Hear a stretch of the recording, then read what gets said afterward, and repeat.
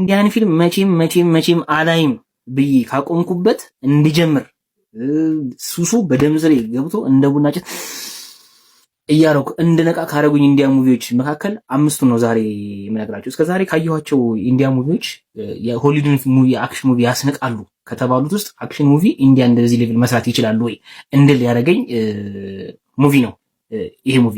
በአምስተኛ ደረጃ ያስቀመጥኩት አር ነው።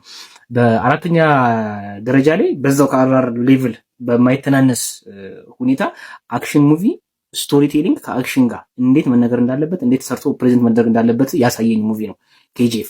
በሶስተኛ ደረጃ ላይ በጣም ብዙ ሰው ያየው ብዙ የተነጋገረበት ደግሞ ራሱ የ3 ሰዓትን እንደ 30 ደቂቃ ካረጉለት ፊልሞች መካከል ክላሲክ የሆነ ሮማንቲክ ሙቪ ነው ይሄ ሙቪ።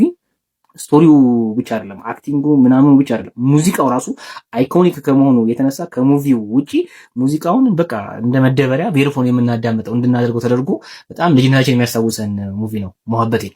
በአራተኛ ደረጃ እኔ ከኬጂኤፍም ከአራርም በላይ የሆነብኝ ፓርቱ በቅርቡ ወጥቶ የታየለት አክሽን ማለት በቃ ፉል ፓክ ኦፍ አክሽን የሆነ ከመነሻው እስከ መጨረሻው ድረስ 3 ሰዓትን እንደ 30 ደቂቃ ፊልም እንዳደረግ በቃ ያደረገኝ ሙቪ ነው ዱራንደር።